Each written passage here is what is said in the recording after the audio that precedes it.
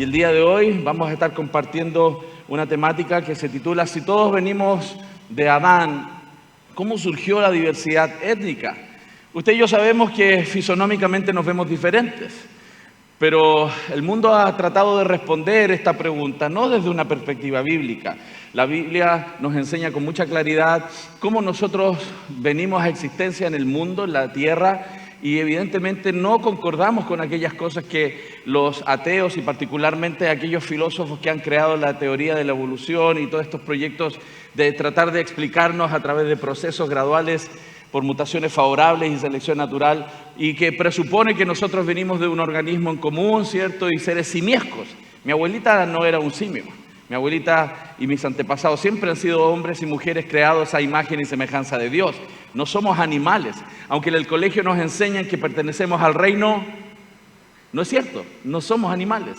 Somos seres especiales creados a imagen y semejanza de Dios. Por eso quiero invitarles a que oremos al Señor para que Dios use este tiempo para fortalecer nuestras convicciones y confiar así también en la palabra y el evangelio que éste propone. Señor, te damos muchas gracias en esta mañana porque nos permite estar juntos delante de ti. Señor, adorándote, exaltando tu nombre, Señor. Y ayúdanos también a honrarte a través de una exposición fiel de las verdades bíblicas, porque estamos delante de ti, de parte de ti, siendo testigos, Señor, de aquellas cosas que tú quieres que tu pueblo también sea instruido, Señor, para que la verdad nos haga libres, Señor, de nosotros mismos, pero también de las mentiras que este mundo quiere proclamar para desacreditar tu verdad, Señor. Tú eres un Dios fiel, un Dios que no miente, y tu palabra refleja tu carácter, tu palabra es verdadera, tu palabra es fiel. Y podemos confiar en aquello que dice tu palabra desde Génesis 1:1 hasta el final de todos los textos, Señor. Toda la Escritura es inspirada. Y por eso queremos hoy día celebrar esa maravillosa virtud de tu palabra, porque eres tú mismo hablando a nuestras vidas, Señor. A ti te ha placido que hombres imperfectos como yo prediquen tu palabra perfecta, para que la gloria no sea del expositor, Señor, sino siempre la gloria sea tuya. Tú eres digno de honra y alabanza, y en esta mañana te damos las gracias nuevamente en el nombre de Jesús. Amén. Como decía en la introducción, la perspectiva bíblica de la realidad, ¿cierto?, es lo que nosotros debemos cada día más abrazar. Y gracias al Señor, aquellos que confiamos en la palabra del Señor, vemos que el mundo, la realidad creada, está siempre concordando con aquellas cosas que la Biblia siempre dijo. Es decir, a pesar de que los científicos ateos han dicho o han tratado de explicar el mundo y la realidad de cierta manera, a través del tiempo y los años, haciendo buena ciencia y al mismo tiempo sosteniendo la Biblia como la verdad, proclamando la verdad, nos hemos dado cuenta en ciencias también de que la Biblia siempre ha dicho la verdad, y los que se equivocaron no fue Dios. Los que se equivocaron han sido aquellos que han tratado de explicar sin la palabra del Señor. Y como leíamos al principio, si ustedes se dan cuenta, este libro de Hechos capítulo 17, esta sección de Hechos 17, era un momento donde el apóstol Pablo estaba predicando el evangelio en un lugar que no tenía relación con el pueblo judío. Cuando Pedro, el apóstol Pedro, por ejemplo, predicó en Hechos capítulo 2, él predicó a un pueblo hebreo, él le predicó a los hebreos. Era un contexto donde toda la gente tenía una concepción de la divinidad, tenían una concepción, sabían que había una ley, todos los hebreos sabían que venían de Abraham, de Isaac, de Jacob, ¿cierto? Había un contexto religioso y particularmente conectado con el Antiguo Testamento. Es decir, para Pedro fue relativamente sencillo predicarle al contexto, porque esa gente estaba familiarizada con que había una promesa, que había un Adán y Eva, que Adán había caído y que de la serpiente vendría aquel que le pisaría la cabeza a Satanás. Los hebreos sabían eso. Por lo tanto, lo único que tenía que concentrarse Pedro, ¿qué era? Decirles que ese Mesías que ellos esperaban ya había venido, lo habían matado y había resucitado. Es decir, no había que desarmar muchos argumentos, solamente predicarles la verdad de que Cristo, el Mesías, había venido. Pero en Hechos 17 el contexto es totalmente diferente. Pablo no le está predicando un contexto hebreo. Pablo le está predicando a los griegos. Le está predicando a gente que no tiene idea quién es Abraham, quién es Isaac, quién es Jacob. No tiene ninguna idea de los 10 mandamientos y la ley. No sabe nada, tienen idea filosófica de los griegos, que es decir, una cultura pagana, una cultura secularizada, por decirlo de otra manera.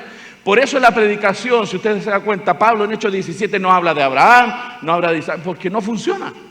¿Qué hizo él? ¿De quién les empezó a hablar Pablo a los griegos, que era el centro del conocimiento de la época, lleno de filosofía? Era la cuna de la cultura helénica que había inundado el mundo. ¿Por dónde partió? No partió por Abraham. ¿Partió por quién? Por Dios creando el mundo y todas las cosas que en él hay, porque conectó a todos los pueblos con el evento creativo. Y eso es muy importante, y eso nos sirve ahora a nosotros en el evangelismo. No podemos evangelizar de la misma manera quizás como lo hacíamos antes, porque la cultura ha cambiado, es más secular. Necesitamos entender la cultura para desde ese punto predicar el evangelio. Pero es bien interesante que él les dice a los griegos que ese Dios que hizo el cielo y la tierra, ese Dios que ustedes no conocen, de hecho cuando usted lee Hechos 17 habla del Dios no conocido, de ese Dios él les venía a hablar. Y empieza a conectar que ellos, los hebreos, Pablo y sus ascendientes, junto con todos los griegos, pertenecen a una sola raza. Y todos venimos desde Génesis siendo herederos de esa realidad. Por eso dice, de una sangre ha hecho todo linaje de los hombres. O sea, Pablo evidentemente no creía en la teoría de la evolución darwiniana. De hecho, Darwin no existía. Pero la idea darwiniana venía desde los griegos, 400 años antes de Cristo. Ya podemos rastrear la idea darwiniana, la idea de que por razones ciegas y naturales las cosas sucedían.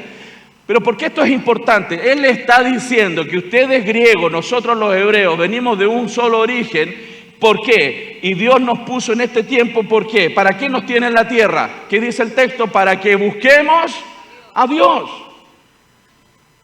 ¿Por qué Dios puso a los seres humanos aquí? Para que coexistan, cumplan los propósitos de Él y tengan comunión con el Creador. Lamentablemente los seres humanos se han apartado y Él empieza a confrontar a ellos y decirles, ok, de ese Dios vengo a hablarle. Ese Dios de quien yo les hablo es el Dios que envió a Jesucristo. A ese hombre que vino a morir por sus pecados. Y por eso les dice, habiendo pasado por alto los tiempos de esta ignorancia. ¿Cuál ignorancia? Ellos tenían dioses igual. Ellos tenían estatuas, a pesar de que eran pensadores, tenían ídolos. Todos los seres humanos tienen sus ídolos. Algunos aman el dinero, otros aman el prestigio, otros aman diferentes cosas, no solo estatuillas. La gente forma ídolos. Y los griegos eran muy religiosos. De hecho, Pablo se enardecía al ver cómo ellos eran tan idólatras finalmente, a pesar de que eran grandes pensadores.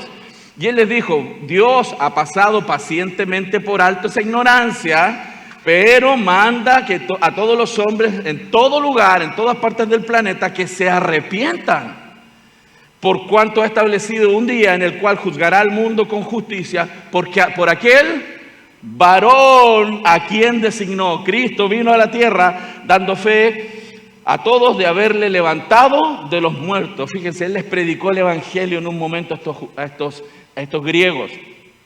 Por lo tanto, Pablo tenía muy clara la historia y es necesario que nosotros tengamos clara la historia.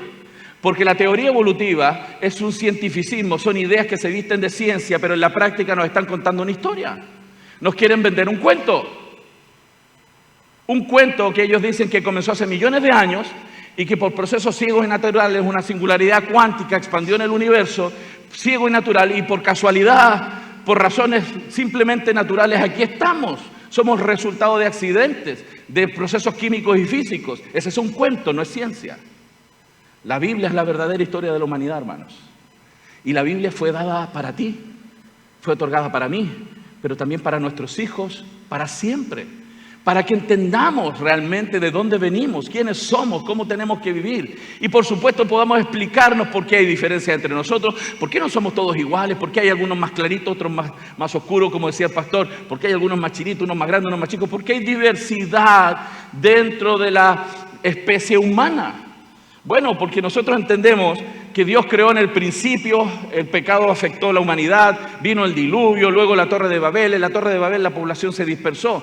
Pero si ustedes se dan cuenta, desde Génesis capítulo 12, toda la historia del Antiguo Testamento, pasando por cada uno de los hechos que usted conoce, nos propone que ese pueblo hebreo era el que tenía que acuñar, el que tenía que defender esta verdadera historia, y así fue, para heredarnos a nosotros todo hasta conectarlo con Cristo.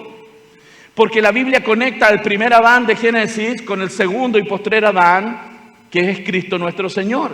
Por eso hay toda una genealogía de fechas y familias y personas que conectan unas con otras. ¿Ha leído el Nuevo Testamento? ¿Ha visto la genealogía del Nuevo Testamento? que unas de ellas conectan con Abraham, otras conectan hacia atrás, hasta Adán. ¿Por qué? Porque lo que se quería defender es que Cristo el Señor vino a resolver el problema que generó el primero Adán. Cristo vino a vivir la vida perfecta que nosotros jamás viviremos. Él fue el representante que cumplió todas las demandas de la ley. Y es Cristo el Señor que nos representa federativamente frente a un Dios justo y santo. Por lo que Cristo hizo, nosotros tenemos salvación y vida eterna, hermanos. Por lo que Adán hizo, nosotros tenemos la muerte, ¿cierto? Y la caída afectando nuestras vidas y todo nuestro entorno. Y de ahí en adelante Cristo fue a la cruz, murió, resucitó, vino Pentecostés y todo lo que usted conoce. ¿Y qué estamos esperando? El retorno del Rey, ¿cierto? Estamos esperando el retorno del Rey. Esta es la verdadera historia de todas las cosas. Tenemos que abrazarla, defenderla y explicarla. Y lo que nos han querido enseñar es que esa historia no es verdadera y nos han querido decir que hay otra historia, una historia que viene sin Dios en la historia, una historia que viene sin Cristo en la historia, una historia que tiene una raíz supuestamente científica, pero realmente es filosófica, es una creencia, no es bíblica. Y nos han hecho creer por mucho tiempo que los seres humanos estamos interconectados con antepasados en común de características simiescas. A mí me gustan las bananas, pero no soy un simio. Mi abuela tampoco. Esa idea que parece como razonable, ¿no? Y mucha gente dice, sí, es verdad, quizás veníamos, y el neandertal, y este, y el otro, y toda esa clasificación de simios, es que los científicos dicen, hermano, eso es una idea súper desacreditada el día de hoy. Muchos científicos, incluso ateos, ya no creen en eso, porque nunca han encontrado los eslabones perdidos, está totalmente desacreditada. Este profesor de anatomía de George Washington University dice, hay una imagen popular de la evolución humana que se ve por todos lados. A la izquierda de la imagen hay un simio y a la derecha un hombre. Entre los dos hay una sucesión de figuras que se vuelven cada vez más seres humanos. Y usted ha visto películas, ¿no? El planeta de los simios, ¿no? Y todo está tratando de adoctrinar una idea. Nos quieren decir que venimos de seres simiescos y que por procesos ciegos y naturales, por millones de años, lentamente, poquito a poquito, hemos dejado los árboles y hemos sido transformados a seres humanos. Lamentablemente algunos cristianos incluso dicen eso. El día de ayer lo hablaba, ¿no? Y mostraba cómo algunos teólogos modernos están hablando de que sí, veníamos de seres simiescos y que alguna vez Dios tomó uno de esos simios que parecía ya medio humano, lo sopló y se transformó en un humano. Nosotros no creemos eso. De hecho, este científico dice, nuestro progreso del simio al ser humano se ve tan suave, tan ordenado, es una imagen tan seductora que incluso los expertos pueden permitirla. Pero ¿saben qué? Es una ilusión. Tenemos mucha ciencia hoy día mostrando eso. Este es uno de muchos artículos de ciencia de revistas importantes como Science que discuten estos tópicos y aunque no son cristianos, están mostrando que lo que nos han dicho por mucho tiempo no era verdad. Y este artículo, por ejemplo, que está hablando sobre esto, dice, llevamos 300 años desde la clasificación de Carl Linnaeus sobre las especies y cada día más nos damos cuenta, más evidencias que lo que nos dijeron no concuerda con las evidencias. La definición del género Homo, las primeras especies de homínidos eran tan diversas como otros mamíferos. De hecho, en el artículo, en el punto central, dice, si queremos ser objetivos, seguramente tendremos que desechar la emblemática lista de nombres en los que ejemplares de homínidos fósiles han sido atrapados históricamente. Esa progresión de diferentes simios cada vez más parecidos a humanos, tenemos que desecharla. Espérate. Pero nadie ha salido a pedir perdón y decir, nos equivocamos, no somos simios. Lamentablemente las ideas tienen consecuencias. Entonces, ¿por qué la gente, los científicos, a pesar de todo lo que se está diciendo, que la teoría evolutiva y todas estas cosas no tienen sustento ni siquiera científico, ¿por qué siguen creyendo en esto? Es una buena pregunta, ¿no? Porque estamos hablando de gente inteligente, estamos hablando de gente que ha estudiado ciencia, doctorados, etcétera, ¿no? ¿Por qué? Porque el problema no es científico, el problema está en el corazón. De hecho, tengo la cita de Richard Lewontin, un ateo que falleció hace algunos años, y él reconoció dónde está el centro del problema. Dice, nos ponemos del lado de la ciencia a pesar de la patente irracionalidad de algunas de sus construcciones, a pesar de su fracaso en el cumplimiento de muchas de sus extravagantes promesas de salud y vida, a pesar de la tolerancia de la comunidad científica por las historias sin fundamento. ¿Por qué? Porque tenemos un compromiso previo, un compromiso con el Materialismo. ¿Qué es el materialismo? Esta idea que intenta explicar la realidad y propone que todo lo que existe solamente es materia y energía. Y que por procesos ciegos y naturales las cosas pueden pasar. Esperemos millones de años y aquí está el planeta. Esperemos millones de años y surge la vida. Por leyes de la naturaleza obrando en la materia. Él dice, no es que los métodos e instituciones de la ciencia de alguna manera nos obliguen a aceptar una explicación materialista del mundo fenomenológico, sino por el contrario, dice, que estamos obligados por nuestra adherencia a priori, porque yo creo en esto, lo defiendo, ese es el punto. Yo creo en esto, lo defiendo, las causas materialistas, y ellos crean un aparato de investigación, fíjense, crean el aparato de investigación, crean un conjunto de conceptos que producen explicaciones materialistas. Qué conveniente, ¿no? Arreglo toda la información, los mecanismos de elaboración de investigaciones y las conclusiones para que las conclusiones digan que todo es materia y energía. Eso lo está reconociendo. No importa cuán contraintuitivas o cuán desconcertantes sean para los no iniciados. Además, ese materialismo es un absoluto, ya que no podemos permitir que un pie divino cruce la puerta. Eso no es ciencia, es creencia. Y la Biblia habla de eso. La Biblia explica por qué los seres humanos rechazan con injusticia la verdad. Romanos 1:18 en adelante, léalo un día, este día. ¿Por qué lo rechazan? Por su propia injusticia. ¿Saben por qué? Porque si Dios es el creador, si el origen de todas las razas, todas las personas más bien, y todas las cosas, es Dios. Si Dios creó todo, Él pone las reglas. Por eso no quieren a Dios, porque si Dios existe, le van a tener que rendir cuentas. Y aunque lo estén negando, esto no es un asunto de evidencia. Dios existe y Dios se reveló en su propia creación y se reveló en las conciencias de los hombres, dice Romanos capítulo 1. Por eso el hombre no tiene excusa, dice la Biblia en Romanos 1. El hombre es inexcusable. La gente piensa que la gente necesita fe para creer en Dios. No, la Biblia nunca ha enseñado eso. La Biblia no dice que la gente necesita fe para creer en Dios. Dice, es tanta la evidencia que tienen que simplemente reconocer que hay Dios y darle gracias. Por eso es inexcusable. La Biblia dice que nosotros necesitamos fe para creer otras cosas que la creación no nos habla. Por ejemplo, que Dios creó por la palabra, que Cristo vino, y la salvación y la vida eterna, que somos alma y espíritu, no solo materia y energía. Todo eso no viene por la creación, viene por la revelación especial de la Biblia. Para eso necesito fe, pero no para creer que Dios existe. Por eso en la práctica, hermanos, los ateos no existen. Los ateos son personas, los que se dicen ateos son personas que están negando la realidad. La perspectiva bíblica, hermanos, nos muestra, por otro lado, que todos nosotros, todos los que estamos aquí somos parientes. Usted es mi pariente, aunque sea chileno. Sí, yo sé que nadie es perfecto, ¿no? Usted me puede decir hermano, no solamente porque somos hermanos en Cristo, sino porque somos de la misma familia que viene de Adán y Eva. ¿Cuántos están casados aquí? ¿Sí? ¿Están casados? ¿Sabe que usted se casó con un pariente? ¿Está casado con un pariente?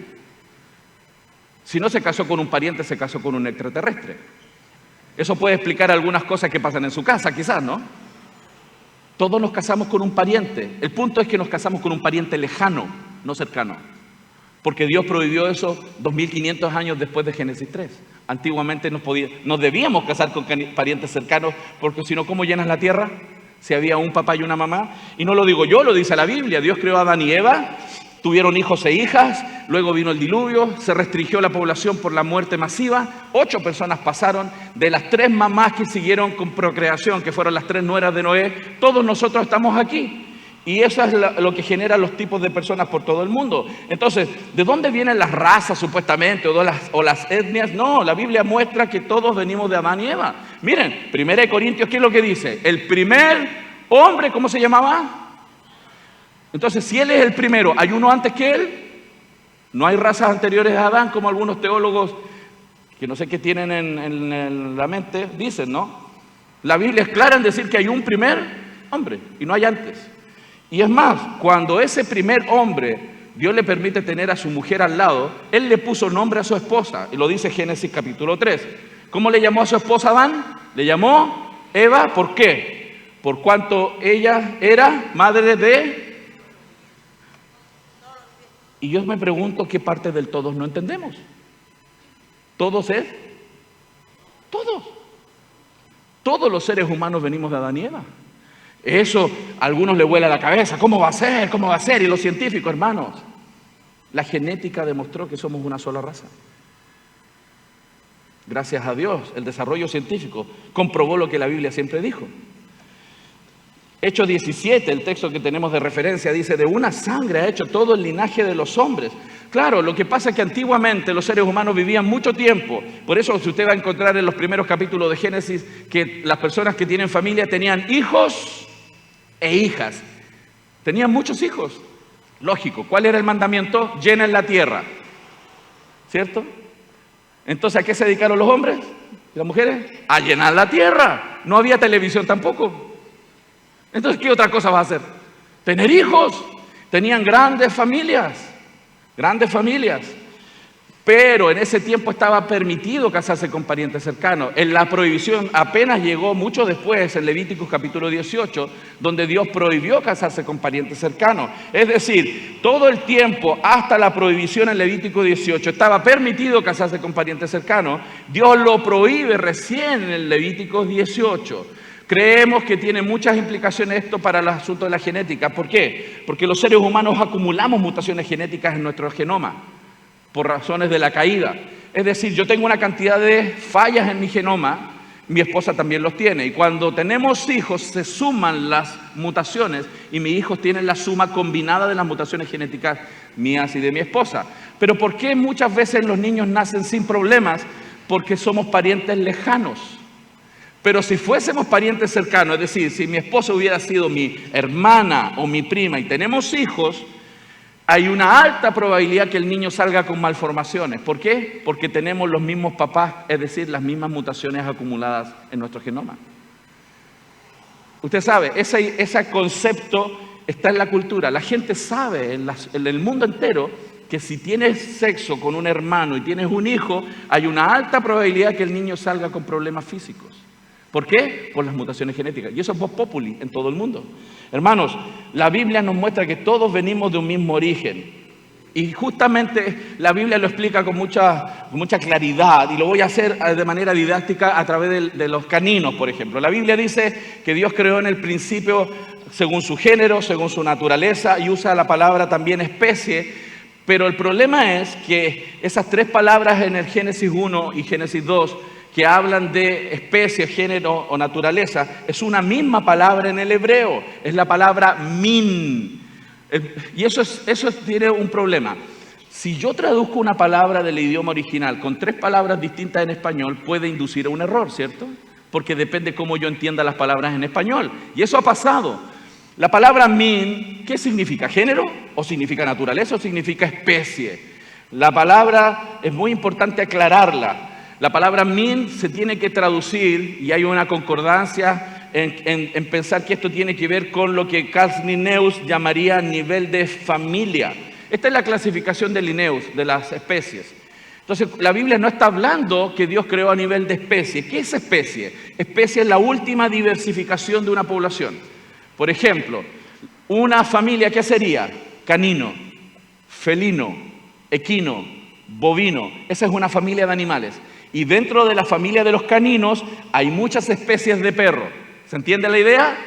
Es decir, Dios no creó en el principio 2 chihuahuas, 2 pastor alemán, 2 bulldog, 2 doberman, 2 bull terrier. No, Dios no creó a nivel de especie. Dios creó canino, felino, pero que tienen la capacidad genética de diversificar en muchas especies. Es decir, si aplicamos eso a los seres humanos, cuando Dios crea a Adán y Eva, los crea con un genoma con mucha variabilidad genética para producir todas las personas que estamos aquí. Y eso lo demostró la genética. De hecho, en el caso de los perros, la familia de los cánidos es un grupo diverso de 34 especies. Todos los tipos de perros, el zorro es un tipo de canino, el chacal, todos estos tipos que ustedes están viendo ahí en pantalla son tipos de caninos, pertenecen al min de caninos.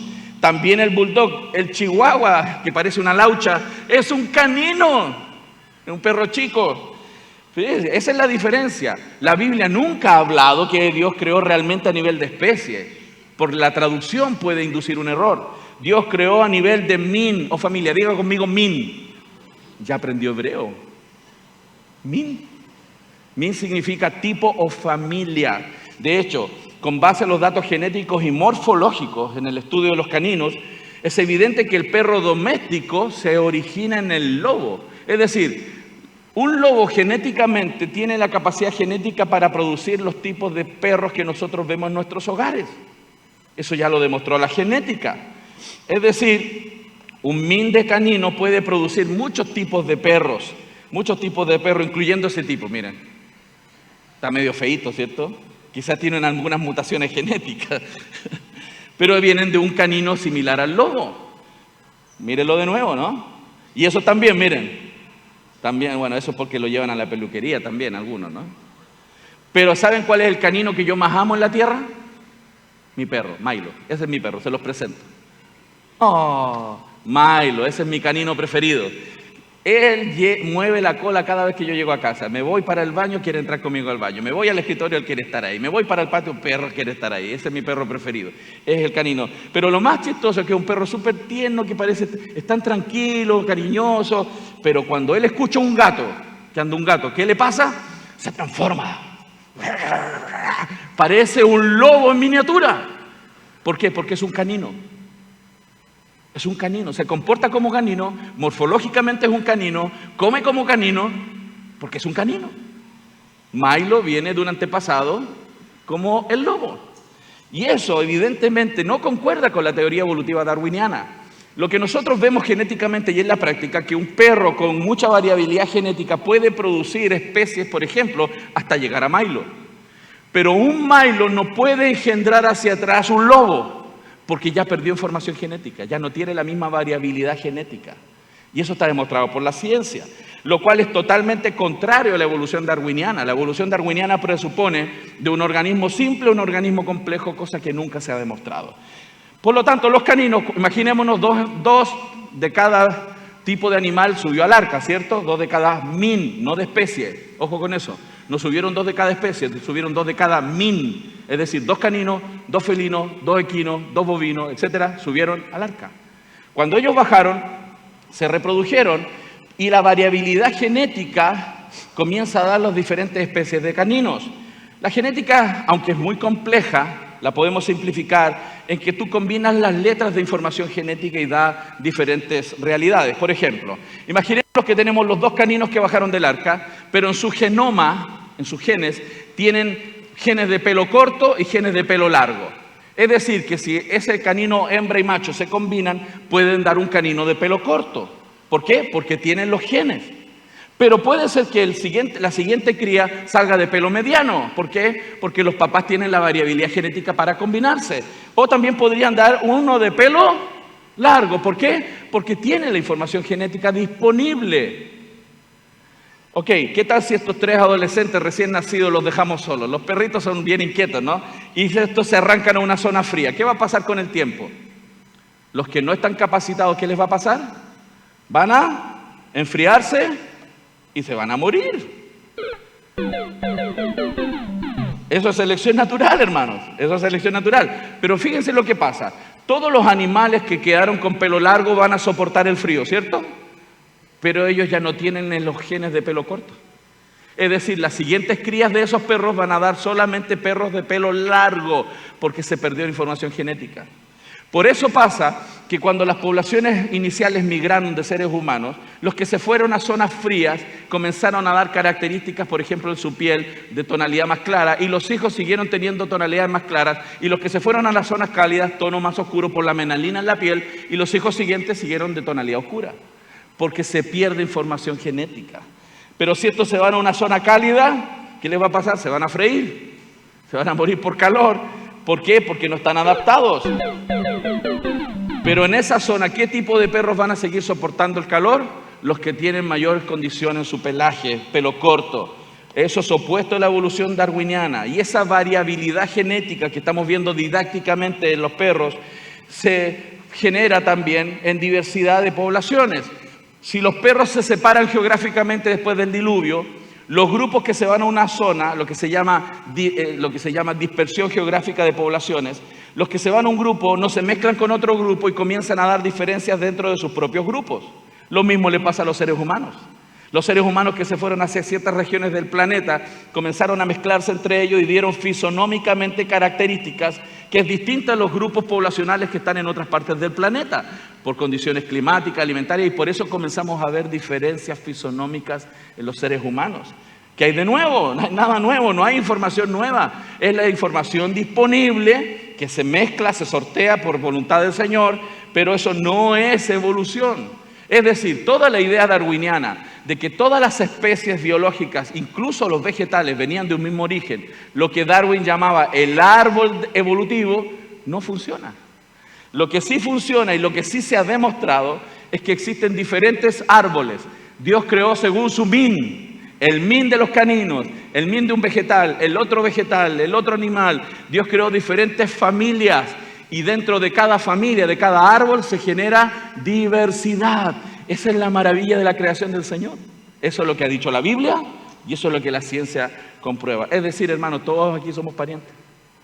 Aunque unos sean más claritos y otros más oscuros. Somos una sola raza, la raza humana. Todos venimos de las 3 nueras de Noé. Porque después del diluvio, ¿quiénes fueron las mujeres que continuaron teniendo hijos? Las 3 nueras de Noé, hermanos. De ahí venimos todos los seres humanos. Y eso no tiene ninguna complicación cuando entendemos la Biblia y cuando hacemos buena ciencia en genética. Después de la Torre de Babel, recuerden, ¿cuál fue el momento donde la gente que estaba junta se dispersó por el mundo? En la Torre de Babel, ¿se acuerdan? Dios confundió sus lenguas, ¿cierto? Y obligó a los pueblos a separarse porque ya no se entendían entre ellos. Y es por eso que ciertos grupos se fueron a otra zona, pero fisonómicamente, por la información genética disponible, comenzaron a dar características diferentes. Por eso nosotros no hablamos de raza, hablamos de grupos de personas diferentes. Las poblaciones se separaron después de la Torre de Babel, estuvieron muy juntas. Dios los obliga a separarse y eso los dispersa por el planeta, pero la información que se llevaron consigo empezó a mezclarse entre ellos. Es decir, hermanos, toda esa lista que nos inventaron de simios antepasados, homínidos, hasta llegar a ser seres humanos, esto está totalmente desacreditado. Cuando yo era joven, porque fui joven alguna vez, aunque no lo crea, me enseñaban en la escuela que nosotros veníamos de un antepasado simiesco y por eso habían diferentes razas de humanos, los negroides, los australoides, los mongoloides, los caucasoides. Eso a mí me enseñaban en la escuela y eso estaba en los libros de textos de Estados Unidos también y en muchas partes del mundo porque era la idea evolutiva aplicada a la especie humana. Esa idea evolutiva luego se transformó y se aplicó socialmente, lo que se llamó darwinismo social. Es decir, comenzamos a creer que habían razas más evolucionadas y razas menos evolucionadas. Eso generó la matanza de miles de personas porque eran inferiores. ¿Recuerdan a Hitler? Él creía que habían razas arias, que eran los europeos blancos, caucásicos, alemanes, holandeses, y las personas latinas, peruanas, chilenas como nosotros, éramos más cerca de los simios. Y los judíos eran los peores para él. Darwin en su libro decía que la propia naturaleza por evolución exterminaría a las razas intermedias entre los simios y los blancos caucásicos europeos.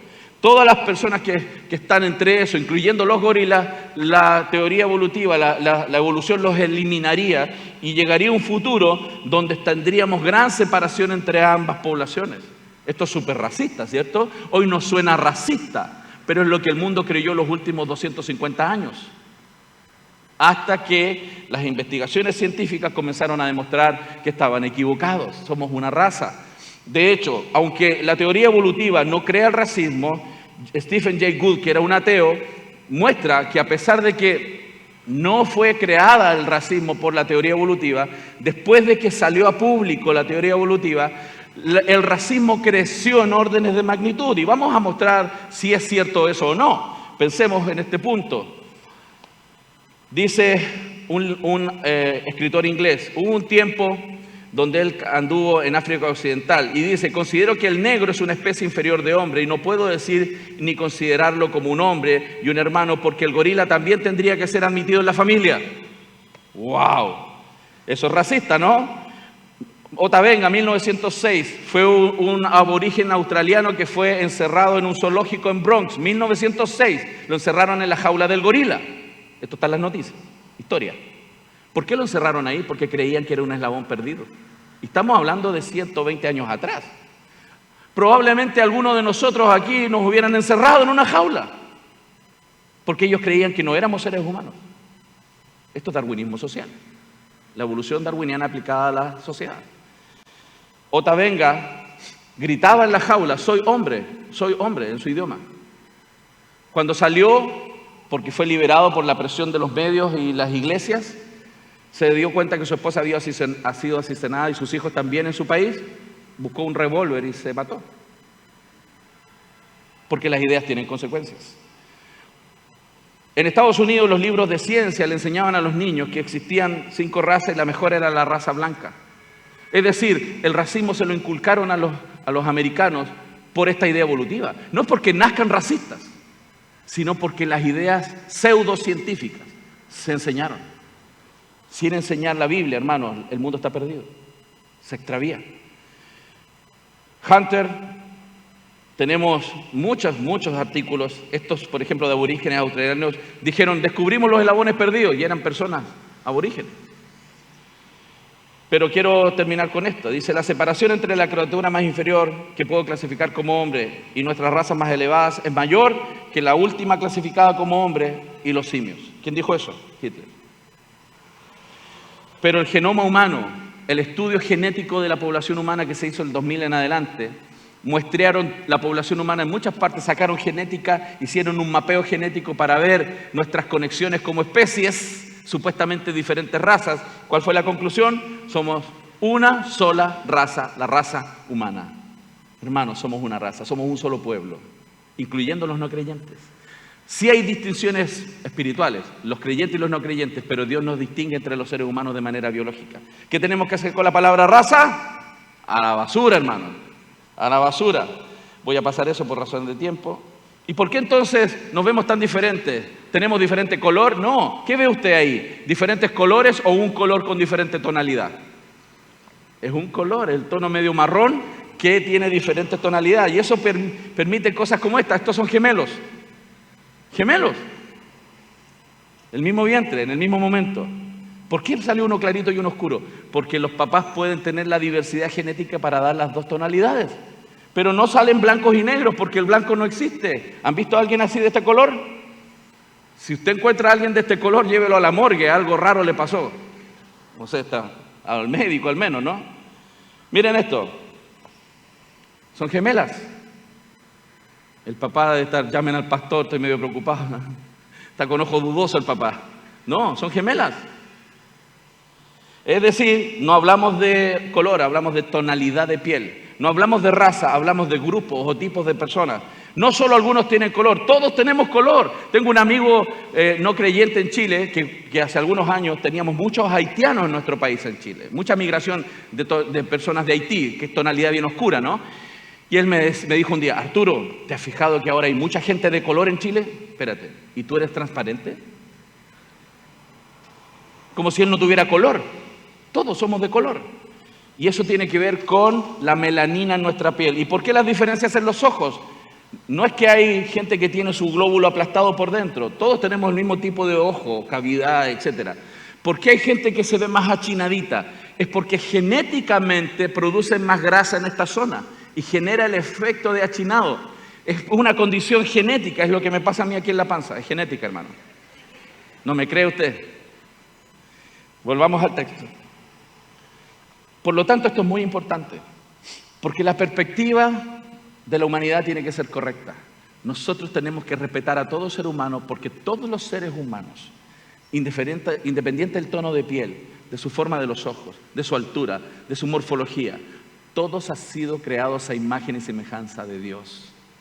Por lo tanto, son dignos de respeto. ¿Y por qué nos puso en la tierra en esta diversidad? ¿Para qué nos puso aquí en la tierra, independiente del tono de nuestra piel? Para que busquemos al Señor, porque va a llegar el día donde Dios va a juzgar a los seres humanos y Él manda que todos se arrepientan, independiente del tono de piel, independiente del país donde nació, independiente del idioma donde nació. Todos tendrán que arrepentirse, como Filipenses proclama, todos van a tener que doblar sus rodillas y toda lengua va a tener que confesar que Jesucristo es el Señor. ¿Por qué es importante entonces hablar de temas de ciencia y fe? Porque esa historia que parte en Génesis 1:1 habla de Cristo como Señor y nuestro Salvador. Si se cae la historia en el principio, ¿cómo vamos a defender toda la gran historia? El Evangelio se mantiene o cae a través de defender todos los puntos, hermanos. Llegará el día donde Él va a juzgar al mundo por sus pecados, hermanos. Así que damos gracias al Señor por su palabra, amén. Sea fortalecido en su corazón, porque el libro que usted tiene es la verdadera historia de usted y de todas las cosas. ¿Cuánto le dan gracias al Señor por eso? Amén. Dele un aplauso al Señor. Solo quiero terminar con algo. Ustedes vieron las noticias el año antepasado de que la empresa Boeing había lanzado una nave espacial, el Starliner, ¿se acuerdan? Y que el piloto, los 2 astronautas que iban ahí quedaron atrapados en la Estación Espacial Internacional por 9 meses. Sorpresa, para que estén orando. El próximo año, en el 5º Congreso de Apologética de esta iglesia, va a estar el capitán Barry Wilmore con nosotros. Él es parte de nuestro ministerio, él es pastor anciano en una iglesia en Houston y él va a estar aquí con nosotros y les quiero mostrar un videito para que ya estén animando a otros a preparar la fecha. En 2024 salió el Starliner al espacio. Ese día nuestro hermano en Cristo iba en ese cohete al espacio. Él es pastor. De hecho, desde el espacio nos hizo un día un devocional. Sufrió fugas de helio y fallos del funcionamiento en varios propulsores, por lo que la NASA determinó que Starliner no era segura para su viaje de regreso. 9 meses estuvieron arriba. Elon Musk prometió traerlos en el Dragon, ¿se acuerdan? Los Dragon. Y en esa fecha bajaron en el Dragon. Y fue noticia mundial que bajaron los astronautas, ¿se acuerdan o no? El año pasado. Spending nearly 300 days aboard the International Space Station, Butch Wilmore and Sunny Williams are back on Earth. Butch Wilmore, él es nuestro hermano en Cristo. Ahí está Butch, Barry. Entre el 11 y el 14 de febrero del próximo año contaremos con la presencia del capitán Barry Wilmore. ¿Saben dónde? ¿Saben dónde? Aquí, en el 5º Congreso Internacional de Apologética en la Alianza Cristiana y Misionera de Los Olivos. ¿Cuánto le dan gracias al Señor por eso? Amén, gloria al Señor. Vamos a orar para concluir, pero quiero animarles a pasar por la mesa de recursos. Necesitamos preparar a nuestra iglesia, necesitamos preparar a nuestra familia. Hay muy buenos recursos ahí en la mesa de recursos para que también usted vaya y fortalezca su fe en estos temas. Señor, gracias por tu presencia, gracias Señor por tu palabra, porque tu evangelio es la verdad. Tu palabra es la verdad, porque tú no mientes, Señor. Tú no mientes. Los hombres mentimos. Tú no eres hijo de hombre para mentir. Y, Señor, queremos confiar en tu palabra y enseñarle a nuestros hijos y a nuestros nietos que confíen en tu palabra y pongan su esperanza en Jesús. Señor, gracias por esta iglesia y por este tiempo de conferencias. Oramos agradecidos en el nombre de Jesús. Amén. Que el Señor les bendiga, hermanos. Para participar y pertenecer a una de nuestras redes, inscríbete en los links que aparece en la descripción del video. Recuerda que también nos reunimos en nuestros grupos pequeños. Para mayor información, comunícate al WhatsApp que aparece en pantalla. Recuerda que puedes vernos a través de nuestras redes sociales. Que Dios te bendiga.